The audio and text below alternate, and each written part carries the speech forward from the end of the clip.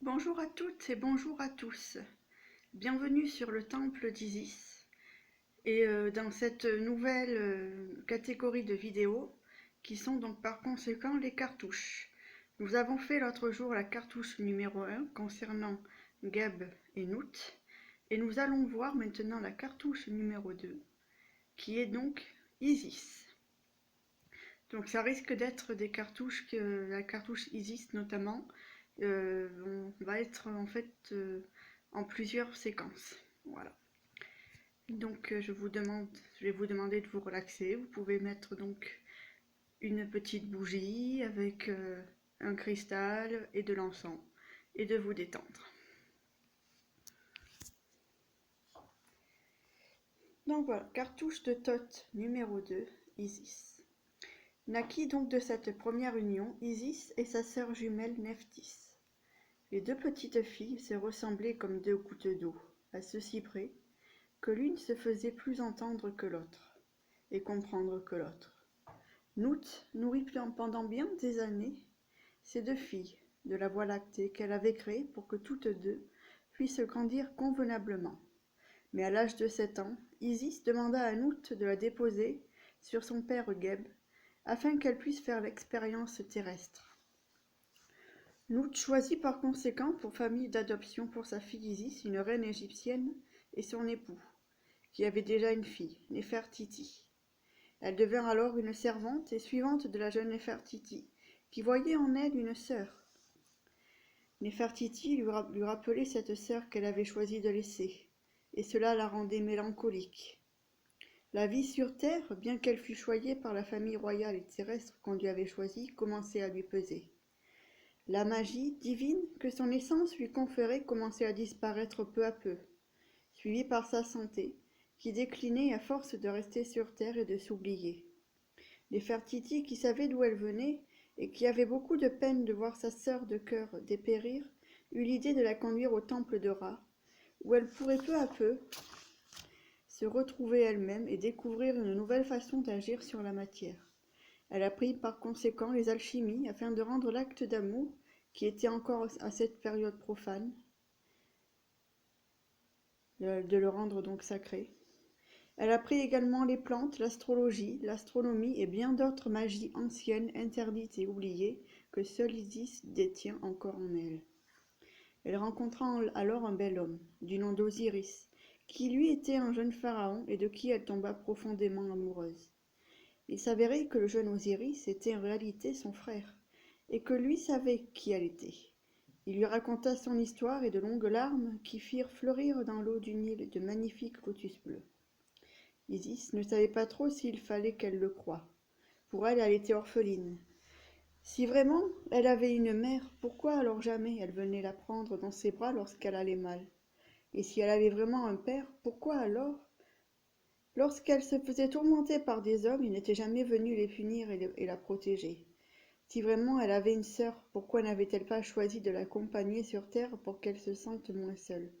Et si vraiment Osiris était son frère, pourquoi être venu que maintenant, lui rappeler qui elle est?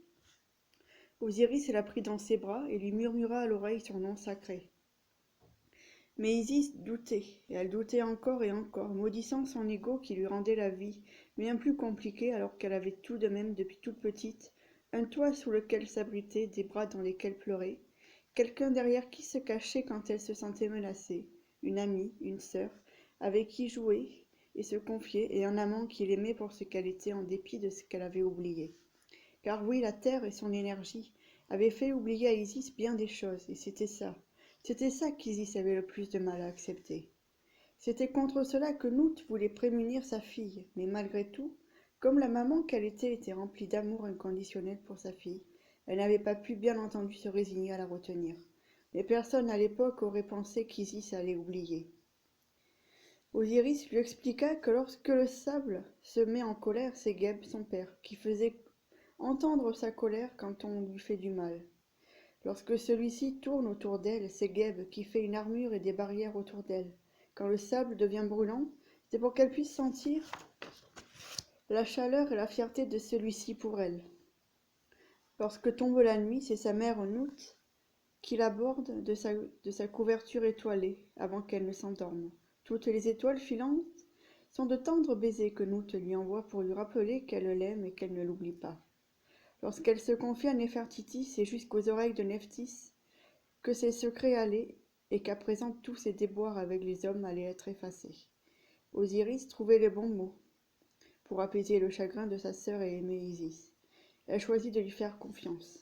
Mais tous deux savaient que la confiance ne suffirait pas. Isis avait tellement souffert que c'était bien là le souci. Malgré tout ce qu'elle faisait, malgré tout ce qu'on lui conseillait, elle avait horriblement peur. Comment faire malgré tout pour faire confiance? Il faut que je trouve une solution, se disait-elle. Elle avait beau chercher, tout était trop simple. Et elle savait que la simplicité ne menait pas à grand-chose. De plus, Isis détestait la simplicité qu'elle trouvait ennuyante à mourir, ou trop dure et trop long. Pourtant, il fallait qu'elle trouve la solution pour retrouver son trône de déesse et son pouvoir. Osiris était un homme, et il finirait par se lasser. Qui sait s'il n'était pas déjà allé voir chez Nephthys d'ailleurs.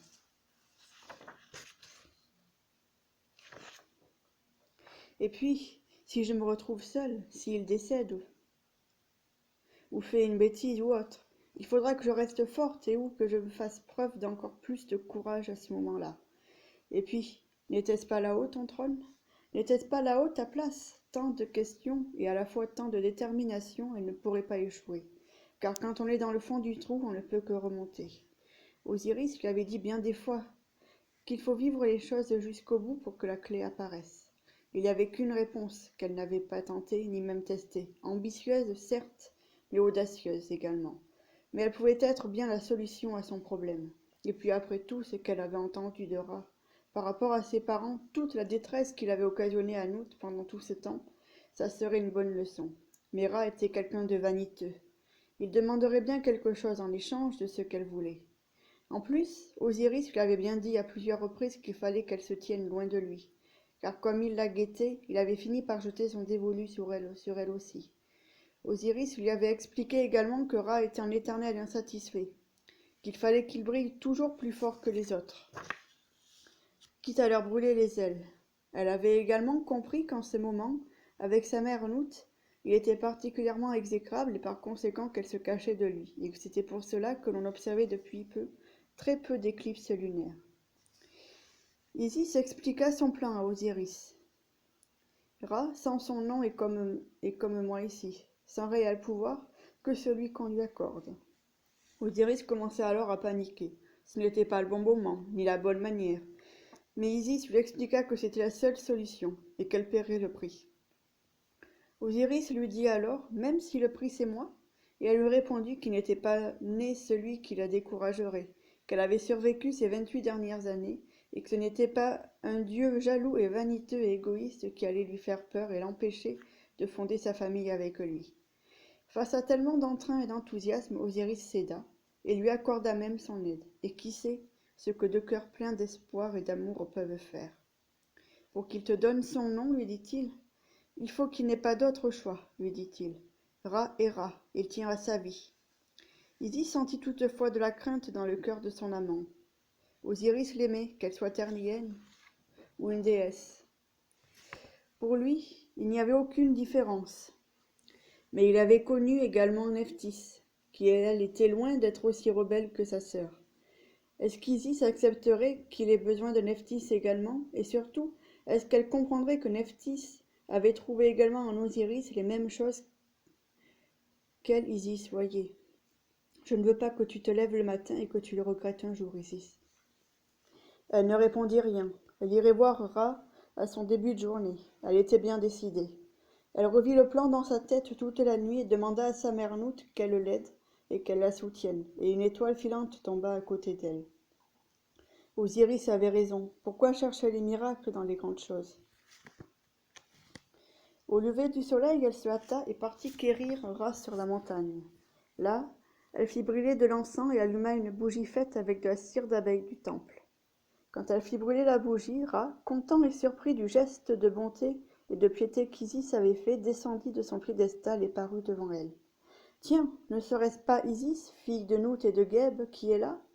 C'est bien moi, Ra. Quel est le privilège de ta visite lui demanda-t-il. Je souhaite retrouver ce qui m'est dû, Ra. Ce qui t'est dû, peux-tu m'en dire un peu plus? Oui, je viens reprendre ma place. Je souhaite que tu me rendes ma divinité. Ra éclata d'un rire bien sonore qui fit trembler toute la montagne. Sais-tu au moins sur qui nous sommes, fillette? Lui demanda-t-il. Isis, qui dans un premier temps n'avait pas apprécié l'injure qu'il lui avait fait en l'appelant fillette, et qui comprit que la montagne sur laquelle elle était n'était rien d'autre que son père Geb, regarda furieusement Ra. Tu n'as aucune valeur à mes yeux, Ra, toi le dieu qui impose ton pouvoir sur les autres en les piétinant. Et tu crois que je répondrai aux souhaits d'une simple servante? Or c'est bien ce que tu es, toi, enfant de Dieu, une simple servante, n'est-ce pas? Je suis Isis, fille de Nout et de Geb, sœur de Nephthys et d'Osiris, et je te demande de me rendre mon nom, de me rendre ma divinité et mon trône. Ra toisa Isis de bas en haut et de haut en bas, et il éclata d'un rire encore plus sonore que le premier, ce qui mit Isis encore plus en colère. Allons bon, je te croyais plus maligne que ça, fillette. N'as-tu pas compris que c'est toi qu'il faut demander pardon, et que tu es la seule responsable de ton malheur? Je ne suis pas venue pour que tu te moques de moi. Mon humanité, Ra, mon humanité. En revanche, ta vanité et ton égoïsme te précèdent. Tu es venu pourquoi alors? Tout simplement pour que tu me donnes la solution. Comment puis-je retrouver ma divinité? Le pardon n'est pas chose aisée, Isis, n'est-ce pas?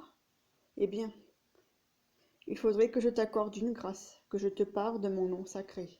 Et comment peut-on faire cela? Lui demanda-t-elle. Ra éclata de rire. Il posa une main puissante sur l'épaule d'Isis et lui dit en la regardant droit dans les yeux. Pour cela, il faudrait déjà que tu atteignes à ma vie. Et à moins que je me trompe, tu es loin, encore bien loin d'y arriver et d'être à mon niveau.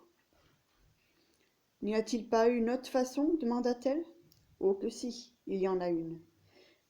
Mais je suis déçue du manque d'ambition dont tu fais preuve. Tu serais prête, petite parvenue, dit-il en caressant la joue d'Isis, à sacrifier ton amour pour récupérer ta divinité? Je suis prête à tout pour redevenir la déesse que j'étais. En réalité, Isis redoutait cela.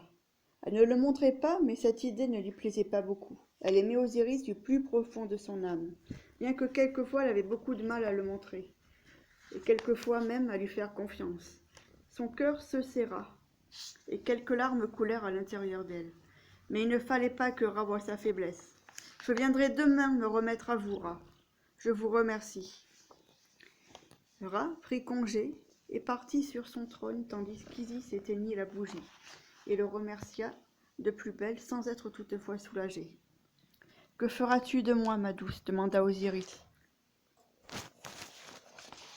Désolée. « Quand j'aurai récupéré ce qui m'est dû ?» lui demanda-t-elle. « Oui. »«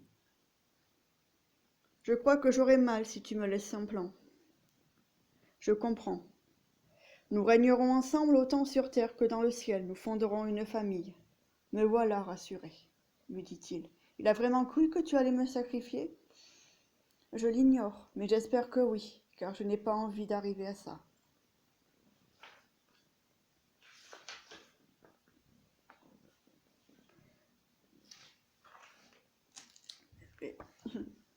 Osiris raccompagna Isis au temple de Ra.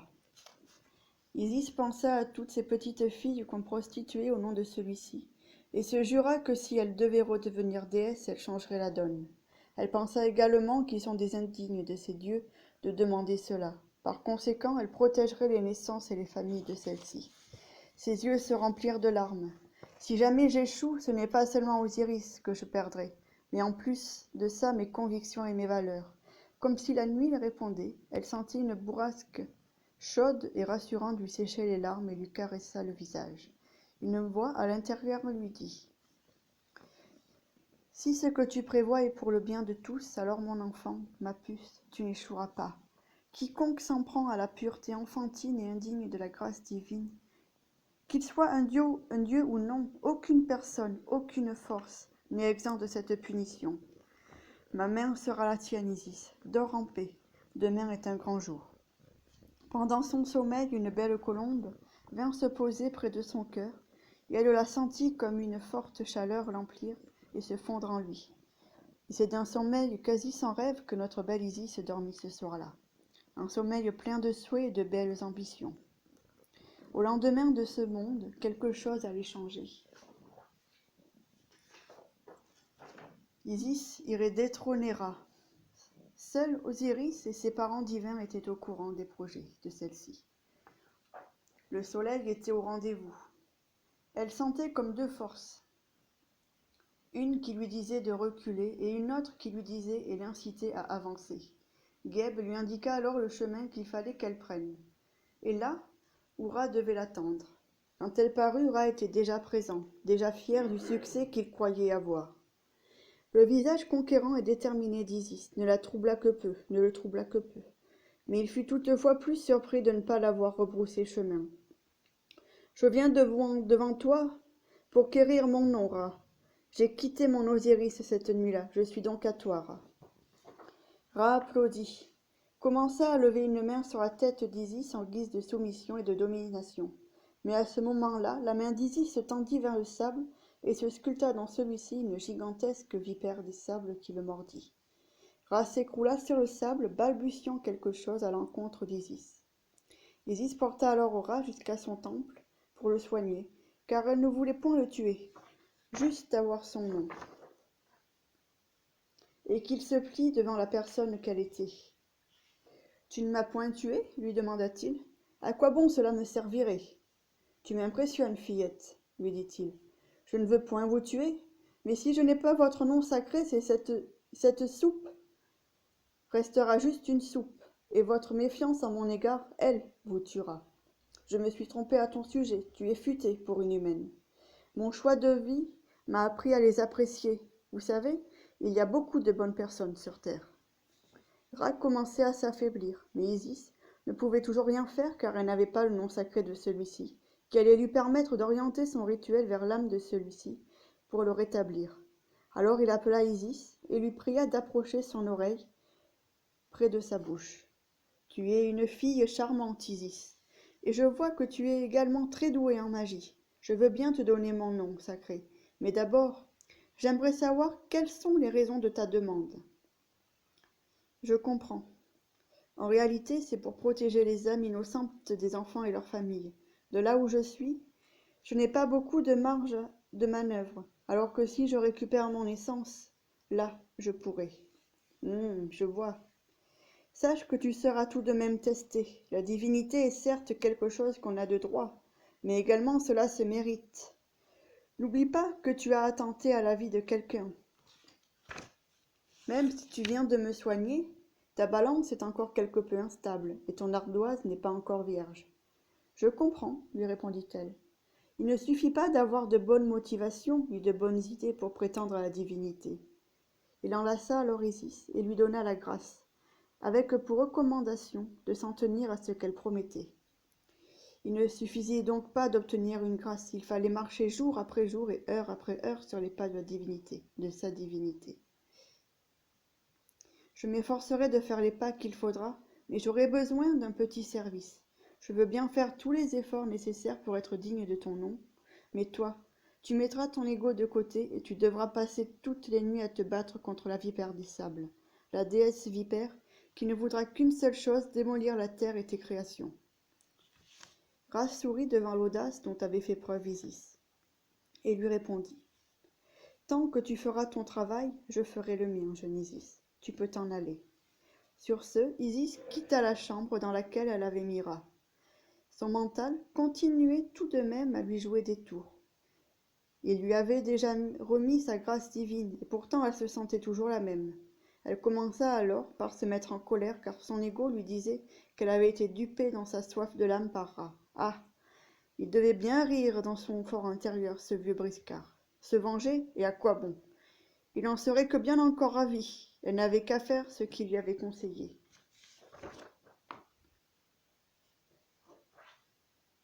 Marcher avec foi et espoir sur les pas de sa destinée, de sa divinité.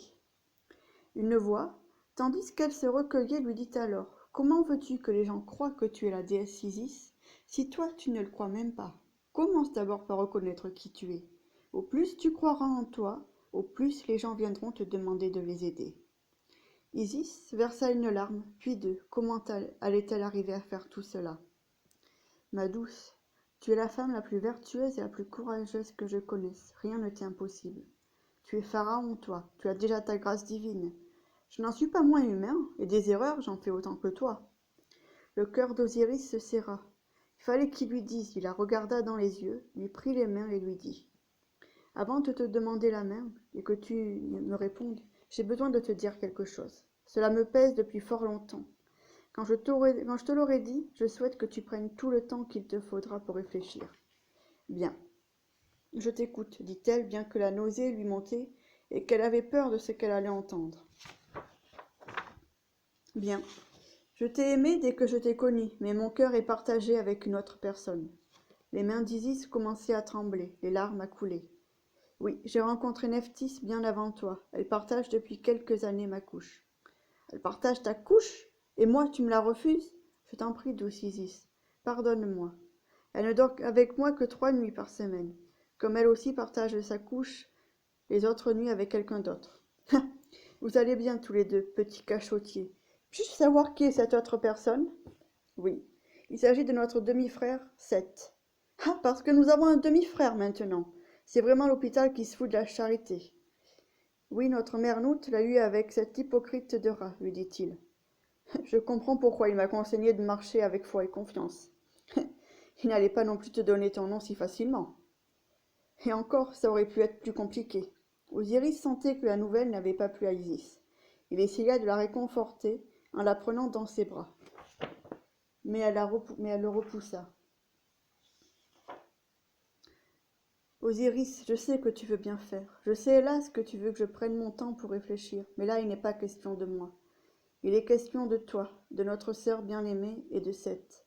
C'est Seth qui te fait peur? Il ferait peur à n'importe qui, abruti. Tu te rends même pas compte de la colère que nous allons subir et que toute l'Égypte va subir. Donc c'est bien ce que je crois. La belle Isis, qui ne connaît même pas encore Seth, a peur de lui. Je suis lucide, voilà tout. Les hommes, je les connais depuis plus longtemps que toi. J'ai eu le temps de voir leur guéguerre trop longtemps pour des femmes, des richesses, des royaumes. J'ai compris que bien souvent le seul but qui les motive, c'est le sexe et l'or. Tous les hommes ne sont pas comme cela. Peux-tu me dire, Osiris, combien de temps restes-tu sur Terre? Mon palais est sur Terre. Et ton âme, ton corps, ils sont là? Décidément, la divinité a ses défauts également. Tu as beaucoup trop de hauteur concernant la vie sur Terre.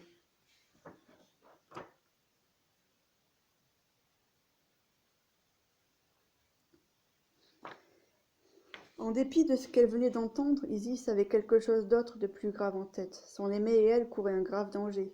Osiris et Nephthys ne se rendaient même pas compte. Un jour ou l'autre, Seth, qu'elle voyait très rancunier, et autant rempli d'orgueil que son père rat, finirait par apprendre le pot rose. Osiris et Nephthys étaient inconscients du danger qu'ils couraient et des conséquences que leur petite amourette allait apporter. Tu m'en veux, ma belle princesse? Lui en vouloir ne servirait à rien. Osiris connaissait Nephthys depuis peut-être plus longtemps qu'elle. Ainsi, là, il fallait qu'elle fasse preuve d'amour inconditionnel et qu'elle se marie au plus vite avec Osiris pour qu'elle puisse le protéger et qu'elle puisse bénéficier de la guidance de celle-ci. Bien que quelque chose en elle lui disait d'attendre, que son cœur avait encore besoin de se remettre de beaucoup de choses, il n'était plus question d'attendre encore des jours. Seth n'était pas aussi dupe qu'Osiris le croyait. Puis cela n'allait pas être facile, elle était une prêtresse, et les prêtresses n'avaient pas le droit de se marier. Il fallait bien plus qu'une simple demande pour qu'une prêtresse bénéficie de ce simple droit.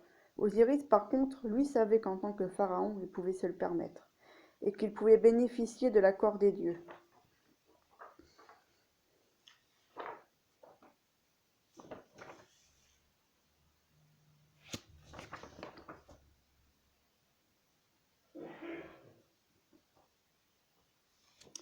Alors c'est pire que ce que je croyais, ma douce. Ton humanité t'a totalement contaminée. Contaminée?